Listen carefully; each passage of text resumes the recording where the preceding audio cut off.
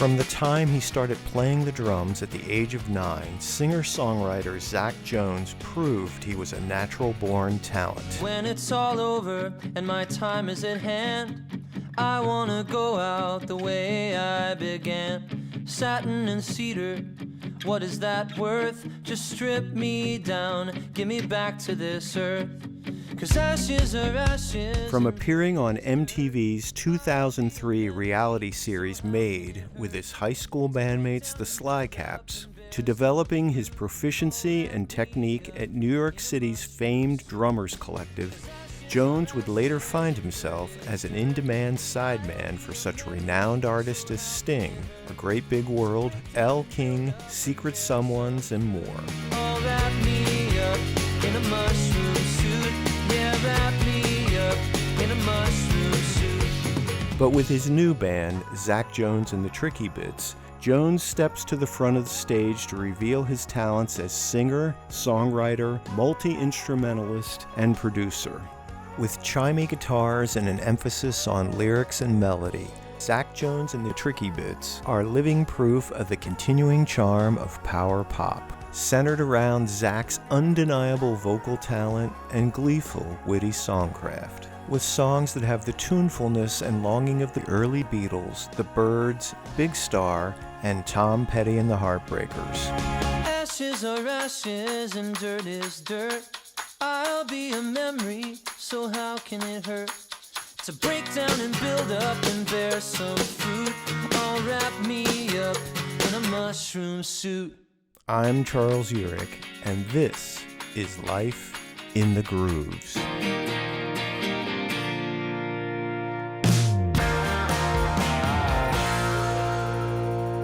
Here is my conversation with Zach Jones. So from a very early age, your family was very much a part of your musical development. How did it all start for you? I was always very aware of music. It was always around. And where'd you grow up? I grew up in southern New Jersey, near Long Beach Island. Down on the Jersey Shore. Yeah, I'm a third generation LBI musician. My grandfather played a lot of the same bars and clubs that my dad later played and still does, and I played a lot of the same spots too. And yeah, there was always music around. My dad mostly is a guitar player and a singer, and I tried to play guitar when I was young, tried to play keyboard, sort of got bored with both of them quickly. And then there was a drum set at our church, and I would go sometimes with my dad after school or on the weekends, and I just started trying to play the drums, and I think he saw that I was trying to make out a beat or do something other than just kind of slamming away at them. And so he showed me a couple things, and that was just the first time that it really clicked for me, was when I got behind the drum set, and everything since then has sort of been born out of that. And how old were you at this point? I was 9 years old when I started playing drums. And I think I was maybe like 7 or 8 when I tried to play guitar and bailed and all that. But I think we got a drum set. A friend of ours gave us a drum set when I was maybe 10. Then I finally had one in the house, and then it was just off to the races. Do you have any memories of playing in front of an audience for the first time, or in your case, because of your family's involvement in the church, was it playing in front of the congregation? That's a good question. I don't have a very clear memory of my first time playing in front of people. I have clear memories of singing in front of people for the first time and performing in theatrical productions, which I also started doing around the same time. I think I was 8 when I did my first show. And when I play drums, I'm on stage, I'm more focused on the people I'm on stage with. There's something about when I'm singing, especially if I'm fronting a band, when I'm trying to sort of get across to the audience in a different way. But I can remember always being really focused on the back of my dad's head or the side of his head or whatever it was, waiting for cues and trying to keep up with the other guys in the band, all of whom were, a couple decades older than me at least. You bring up a very interesting perspective because as a drummer, you're having to relate to your fellow musicians on stage, Yeah. but you also have the perspective of being out front, relating to an audience. How are those two worlds different for you? It's interesting. I do play drums when I sing. I do, a lot of background vocals and stuff. Mm-hmm. I don't sing lead behind the kit a whole lot, and when I do my project, I prefer to be on guitar. I don't know why. I have an easier time, I think, sort of connecting when I don't feel like I'm behind a barrier, and the drum set is kind of a little barrier that you have in front of you. But it does help when you're up on a drum riser or something. That's always good. Mm-hmm. It's not that I'm ignoring the audience, but I definitely am more attuned to the people on stage and, making sure everybody feels good and that we're locking in and supporting whoever's singing or whoever's fronting the group. You mentioned earlier that musical theater was a big part of your childhood and upbringing, and you being from Long Beach Island, I'm somewhat familiar with that area and know of the Surflight Theater, which has been doing what they call Broadway at the Beach since the 1950s. How did you get involved? I got started at the Surflight through Our Gang Players, which was the local community theater group. Surflight was always, at least since the 80s, was more of like the professional summer stock theater. And they always had local talent in the shows, but Our Gang was really the community theater, which was like anyone could join, anybody could be a part of the show. I think friends of my parents told them about it and thought that I'd be a good fit or I might have fun doing it. And so I auditioned for the kids division show when I was 8 years old and got cast and got like a speaking part, and that was so exciting. And from there, the Surflight folks, we used to perform at the Surflight with Our Gang Players, and the Surflight folks would invite some of the kids from Our Gang to perform in the shows during the summer when they needed kid actors. And so they asked me to come do a few shows that year. That was 1996. So did you just spend all of your summer hanging out at the theater? Yeah, spent the summer kind of living over at the theater, doing small roles in like Fiddler on the Roof and Annie Get Your Gun, and that's when I really got hooked and just loved being around the place and loved being around theater people and music people, and I think that's when I sort of found my clan, There is a sinking in my chest, second fiddle, second best, once again. And though your body may be bold, I can feel you growing cold deep within. Open your mouth and let me hear you. All that I want is to be near you. You are here by my side in this moment, and this moment will be over much too fast. If you find a way to love me, let me know it. 'Cause if we learn how to make that love last, maybe you can stop living in your past. I know he's kind and he is true. From their 2016 debut EP, Rendezvous with a Comet, you're listening to Zach Jones and the Tricky Bits with Living in Your Past. Having all of this exposure to musical theater at a young age, did that have a major influence on your style of songwriting as well? Absolutely.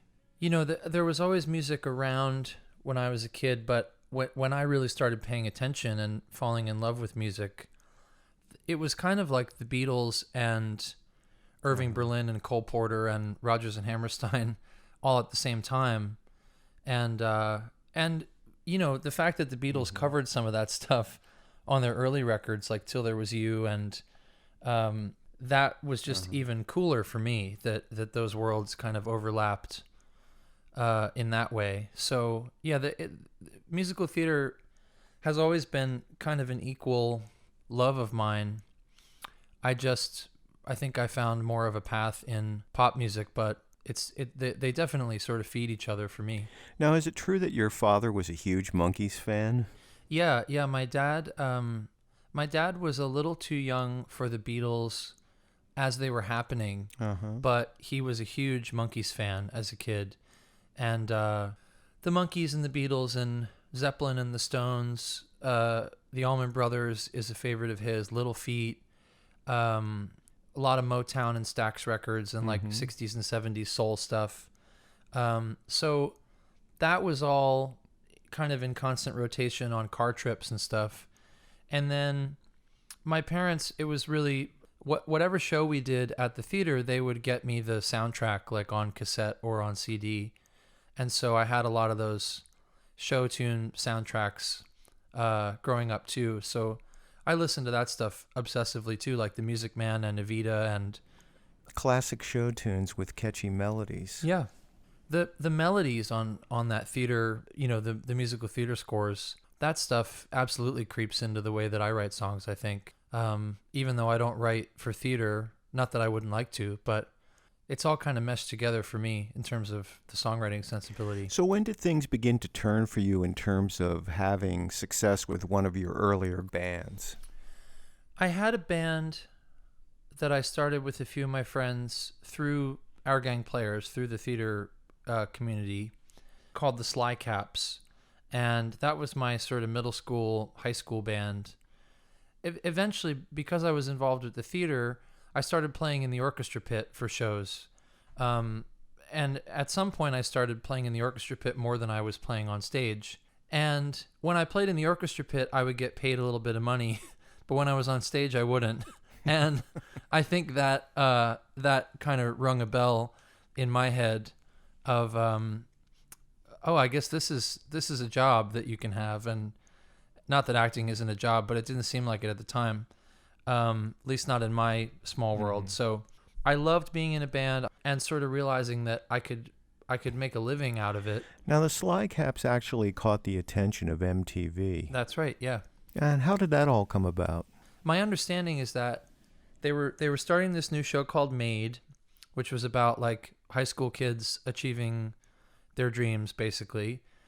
And they came to our high school. They came to our high school like looking for people to be on the show, and they explicitly said they didn't want musicians. My friend Matt, who I was in the band with, Matt Fisher, he just was like, I'm gonna go bring them a demo. And Matt went with our demo tape and was like, here, just take this. And they said, we don't want musicians. And he said, well, it's better sitting in your car than mine, so just take it. And they took it and they listened to it. And a little while later, we got a phone call and they were interested in sort of doing like some pre-interview stuff with us on camera. And they came down, they met all of us, we did all these interviews, and then they decided to cast us in the show. Because it was a reality show, how much time did they spend with you?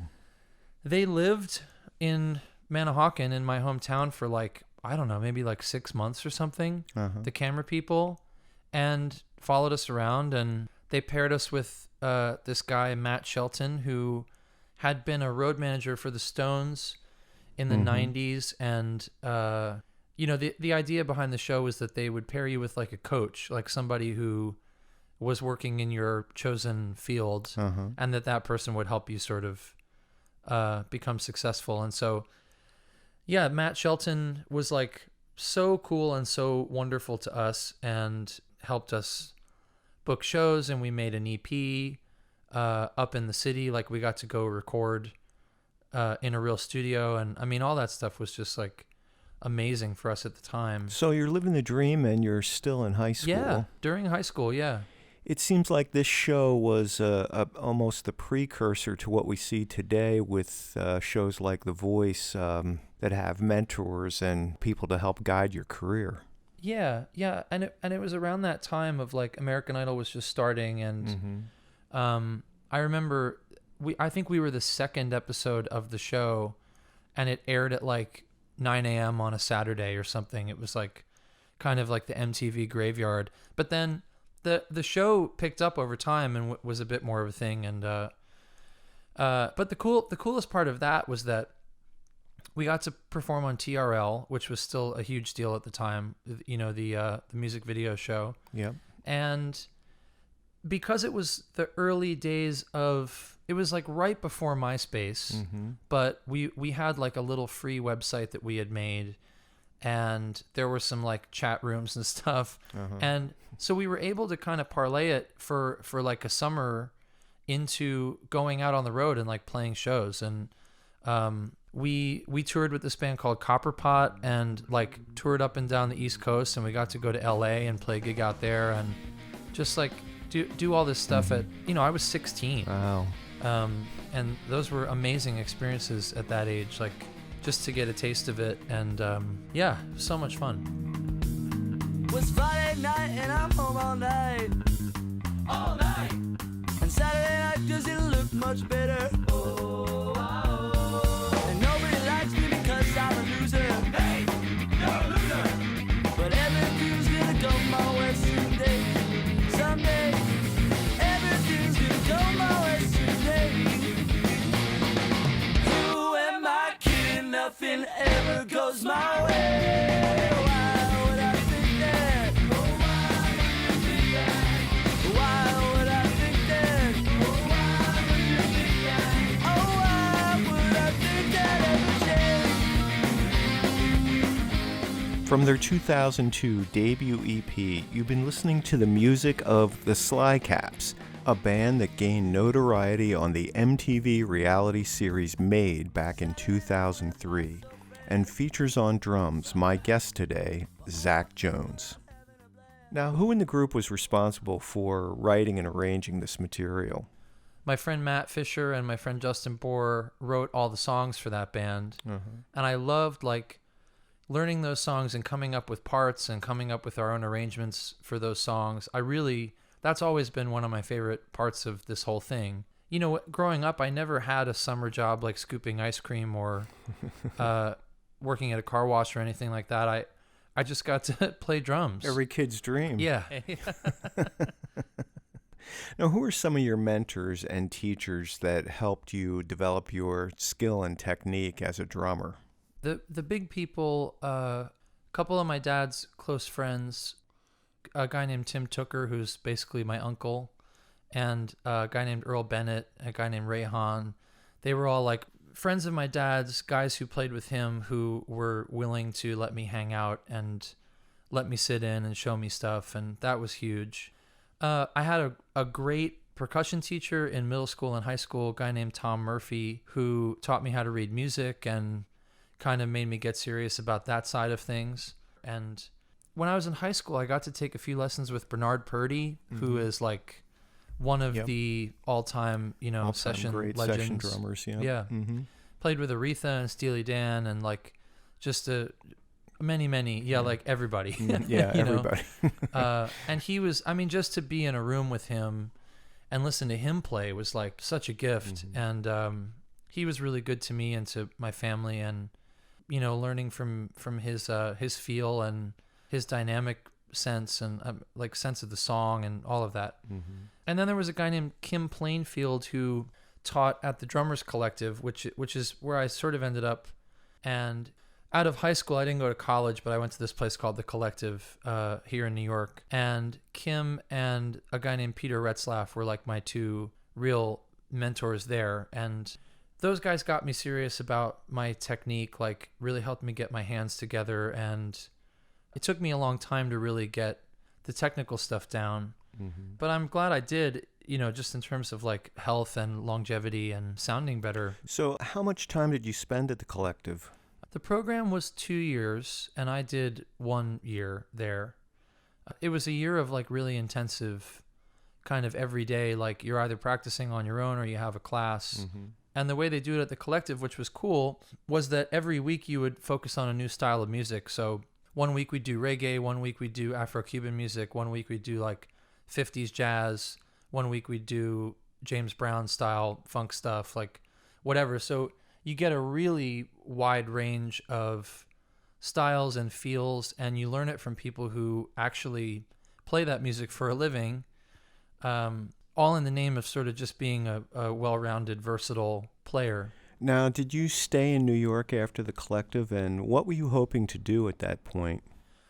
I I was sort of back and forth between home and New York for a while.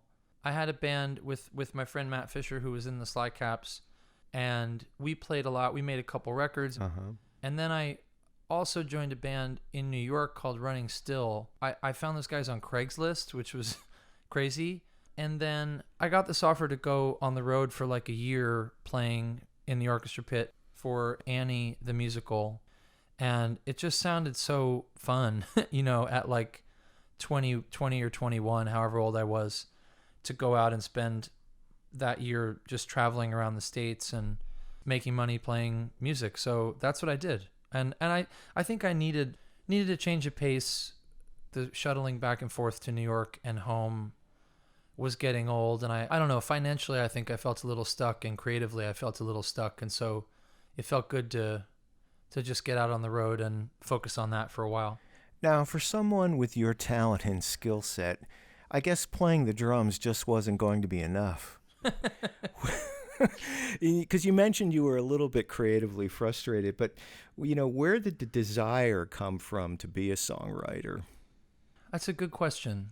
I mean, I've always loved songs, and I think at the root of playing drums and at the root of producing records and at the root of all of that stuff, my relationship to music, period, really is like, I just love great songs above all else. I love great records. I love great grooves.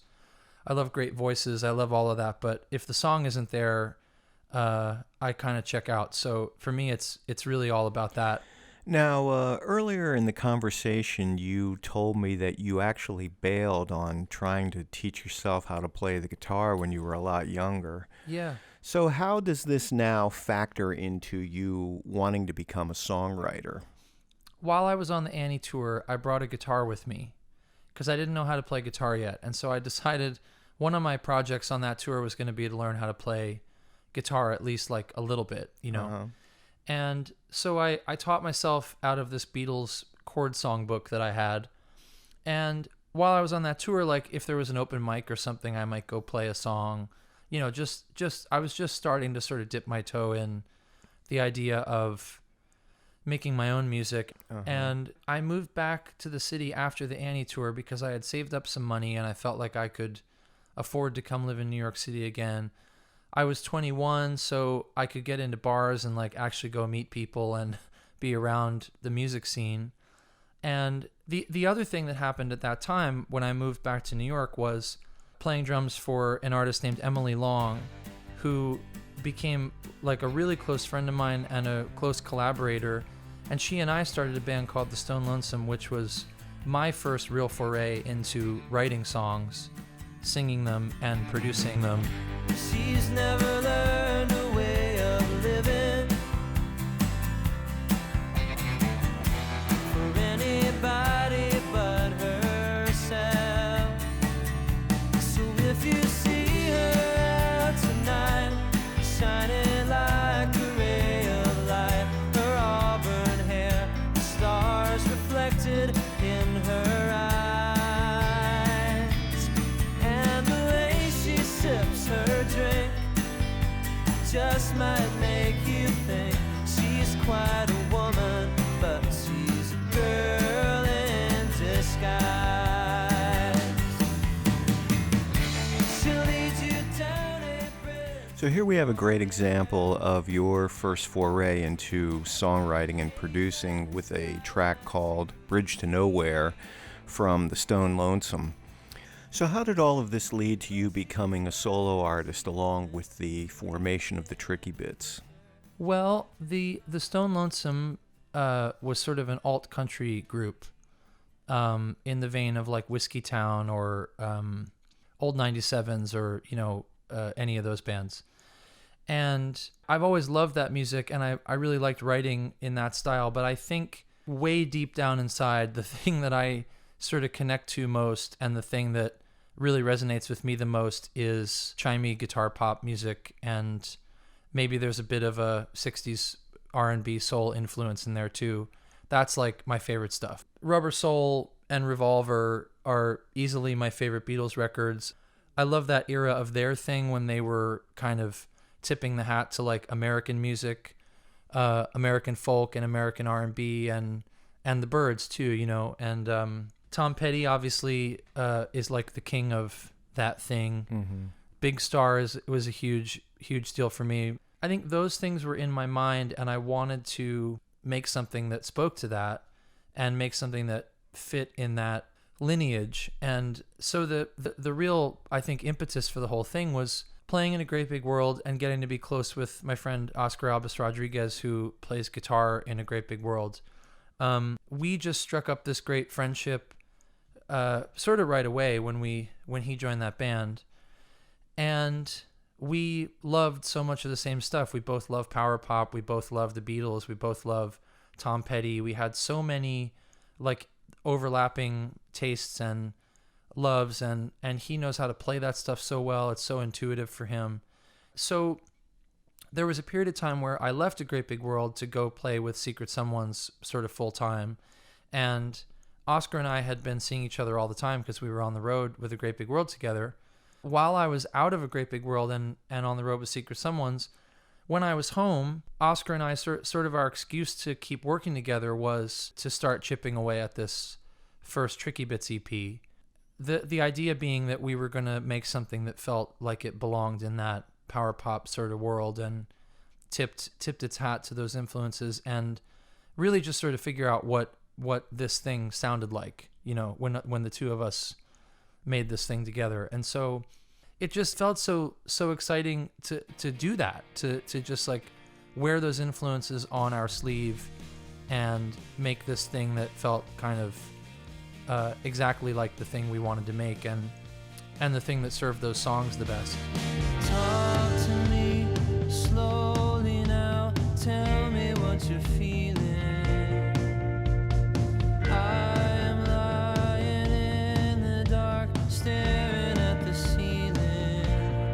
It is hard to be waiting patiently for your love to appear, but I know that he's still near. Either way you go, I'm the last to know. I'm on the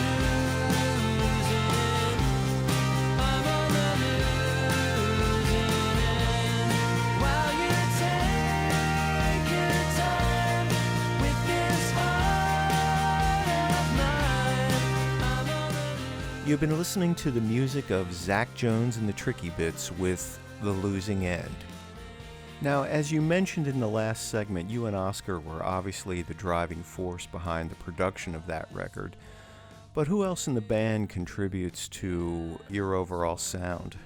Yeah, we co-produced that record, and other than the two of us, Hannah Winkler sings all the harmonies on it, and to me that's like another big part of the sound of that band is I've always loved close harmony singing. I love the Everly Brothers. I love John and Paul, obviously, and Graham Parsons and Emmylou Harris singing together. And so Hannah's like the greatest harmony singer I know, and having her voice in there to me is also just like such a part of the sound. And then Jenny Owen Young's our friend who I co-wrote one of the songs with, and I think that's it. I think otherwise that first record is just that crew.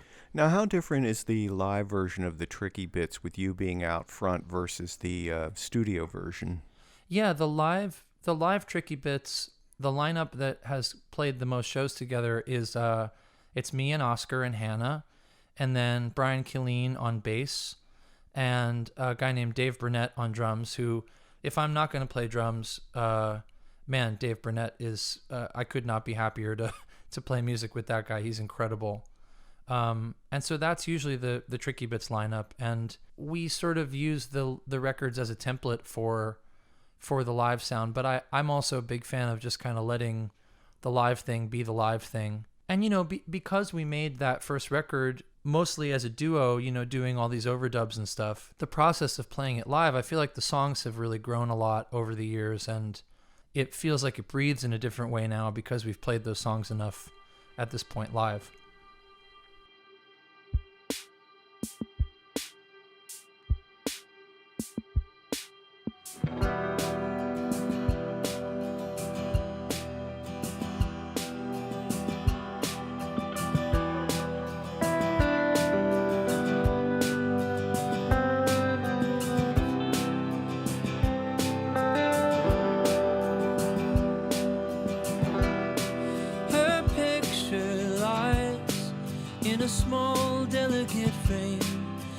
card bearing her name. You pass it. Now, we were just listening to a 2017 release called Picture from your EP, Are You a Hologram? Now, this is an album that has more of what I would describe as mystical and atmospheric, but also it has those traditional folk sensibilities as well. What was your goal here creatively when you were making this record? You know, that was a record where I had a couple of those tunes and I wasn't sure what to do with them. And there were a couple sort of converging influences of like, there's a band called Dawes that I love, and they did a Spotify sessions where the drummer is programming like a cheap old drum machine, and it's this kind of like acoustic-ish, but it has this element of this cheap little drum machine, and I just loved it. Like I just loved the sound of that, and so I started playing with samples of all these weird old drum machines, and so I would like make a loop and play acoustic guitar over that, and sort of do this like, you know, electro folk thing, and then layer some, you know, acoustic drums over them or whatever. And Oscar plays so great on that record, and our friend Billy Libby, who I wrote the song Picture with, the two of those guys are so good at that like ambient guitar thing. So those things all kind of came together on that record. And also that was when Phoebe Bridgers' first album came out, and I just like I was just so obsessed with that record, and still am, and just sonically and lyrically and everything about that record really kind of blew my mind. And so I wanted to make something that tipped its hat to that a little bit. It's just so atmospheric, but at the center of it are these great folk songs. And so that was the goal with that record. I want to ask you about a single you put out called Lonesome and Blue. Yeah. Which is a great tribute to all of those 60s pop influences you spoke about earlier. Yep. It has great harmonies, great production value. What went into the making of this recording?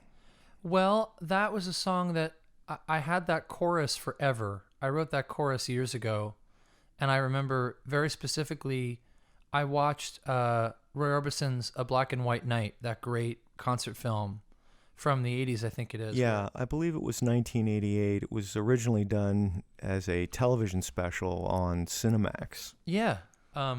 It's like, you know, Roy and Tom Waits and Bruce, and he's just like, he's so on fire and on that. I mean, his voice and his writing and all of it. And I remember very distinctly like watching that DVD.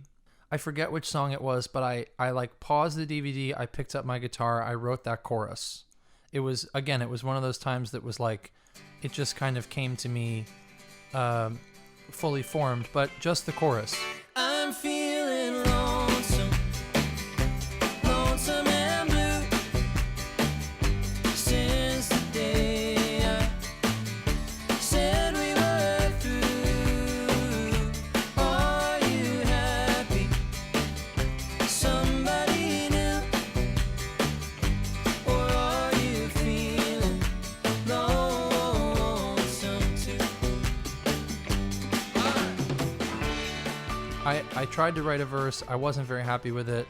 I tried unsuccessfully to write many verses to that song, and it just I could never really find the thing. And then I met my friend Paul Lauren, and we just sort of instantly had a real rapport and a real friendship. And as you often do when you meet a fellow songwriter, you're like, we should write sometime. And I went out to his apartment, I showed him that chorus, and it was one of those great moments where I was like, this is what I've got. And I played him the chorus, and then he went to the chord change. He went to the right one. He went to the 5 chord and like sang the melody of that verse. And he had that verse. In some cosmic way, he was holding on to that verse. And as soon as I played the chorus, he kind of came out with it. And that was just one of those great writing moments. And he just instantly saw what I was trying to do. I closed the door on every loving embrace. I walk the floor just thinking about you. Look at me now, you see the lines on my face, lines from the days of living without you. I'm feeling In terms of recording it, the song had that kind of vintagey feel, and I wanted to give the recording that sort of feeling too, and Paul is so good at that. And we did it. Brian Killeen played bass, and Oscar played on it, and Hannah sang on it, and Paul and I both played on it too, and he just understood what it needed to sound like. And I grabbed the maracas, I grabbed the bongos, I did, we did all that stuff that we love on those like 60s, Monkees records and Frankie Valli and Motown, all that stuff. And the hand claps on all 4 quarter notes, and so many of those little feels. The piano solo is like playing these very like kind of complicated classical licks over a rock and roll song, so yeah, all of that stuff was present when we recorded that. It was just kind of meant to be like, let's just let this one be a nod to all these great records that we love. And that's also why we mixed it in mono. We decided to do it as a monophonic recording because it just has a different feel and a different sound, and felt appropriate for that song. And so it felt very natural the way that came together.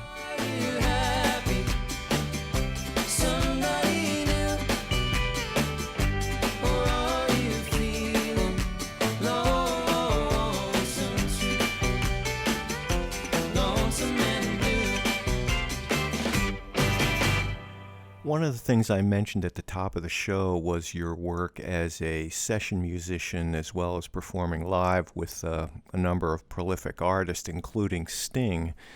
How did the gig with Sting come about? Yeah, that was sort of, that was crazy. I still can't really believe that. But I was playing in a band called Secret Someones, and we were signed to a label called Cherry Tree Records. And the guy who runs Cherry Tree is named Martin Kierszenbaum. And Martin has worked with Sting in a variety of capacities over the years, and now he's Sting's manager. Mm-hmm. And I think the idea was just to sort of get Sting to play with some different musicians. And he was always has been like very gracious and very open-minded. And I got to play the NBA All-Star Game with him. I got to play on The Tonight Show with him and play on his record 57th and 9th. I'm on one of those tunes. And then he made an album with Shaggy that I'm on a couple of those songs, and that won Best Reggae Album at the Grammys. And the thing for me is that I am a massive Police fan. So to get to make music with that guy was just an honor, and a thrill. And I feel lucky that I got to do it, and I'll always pick up the phone when he calls. You won't turn him down. No, not. I would do anything in a heartbeat with him. Now, you're also part of a show called Revolution, the Music of the Beatles, where you get to play and sing all these great Beatles tunes with symphony orchestras across the United States. This has to be a full circle moment for you. Yeah, that was one of those sort of synchronistic, just can't believe all of those things converged in that way. But I think I got recommended for that gig through a friend of mine who plays drums, and he couldn't do the first engagement of the Beatles performance. And unbeknownst to me, he had also recommended my friend Greg Mayo for it, who Greg's like one of my best friends and closest collaborators. And we sort of separately got this phone call from Robert Thompson, who produced the show. And he mentioned to me, Greg Mayo's going to do it. And so I called Greg. I was like, dude, this is great.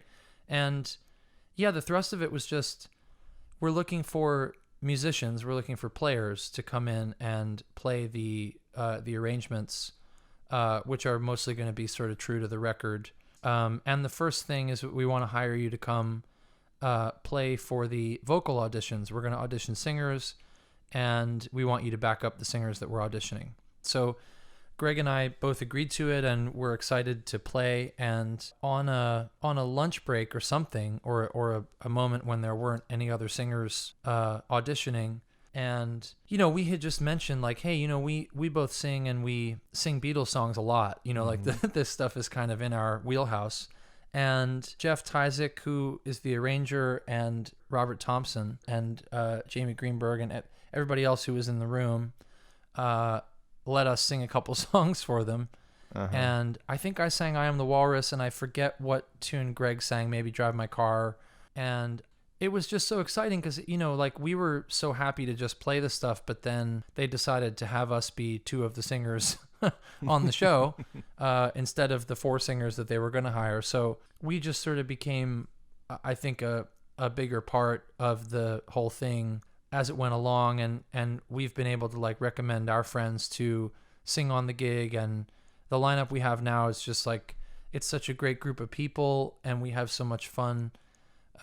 We're just really, really lucky to have this group of people, and the gig itself is, it is full circle, and it is kind of like, in a way, I feel like I've been training my whole life to do it because I'm such a Beatles obsessive, and Greg is too, and everyone on that gig is like so in the minutia of those records because we've listened to them so much. Yeah. I mean, it all comes from a place of love. Just we love those records and we want to present them faithfully to people, and getting to do that with an orchestra around you, filling up the space in that way and hearing those arrangements come to life is just totally mind-blowing. Especially this past fall, we got to do the show in Salt Lake City, and it was our first time playing music in front of people since the pandemic started, and that music means so much to all of us, and just getting to perform it at that level, with incredible musicians playing these incredible arrangements in these great houses, like, these symphony halls are beautiful, they sound great. It's just like such a treat to get to do it.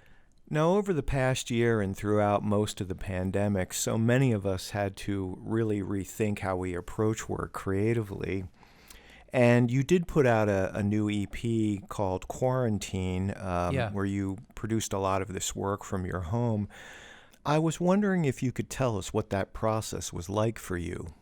It was my first time really doing that. I think a lot of us, we're learning how to do remote sessions. I was amazed at how easy and smooth and fun it was, and it felt like a way to stay connected to my friends and also to work with a couple people who I hadn't had perform on my records before. Seems like only last night we were bored in that flight. Things were looking so bright and I was playing drums with you. Now each day that passes moves just like molasses.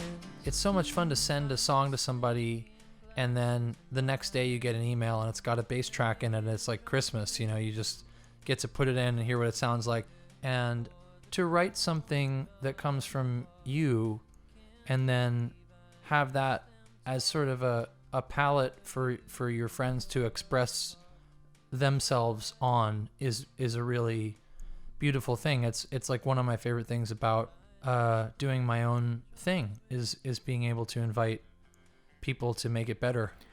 Well, we certainly want you to continue doing your own thing and to continue making great music. Zach Jones, thank you so much for joining me today and for sharing your story. It's a pleasure, man. Thank you, Charles. My thanks to Zach Jones for sharing his amazing musical journey with us. You can check out all of Zach's music on Spotify, Apple Music, YouTube, and Amazon Music. And be sure to subscribe to our show by visiting our website at lifeinthegrooves.com or lifeinthegroovespodcast.com. Life in the Grooves is produced by Tour de Force Entertainment Group. If you like what you've heard, please take a moment to share, rate, and review us on your favorite podcast app. I'm Charles Urich. Thanks for listening.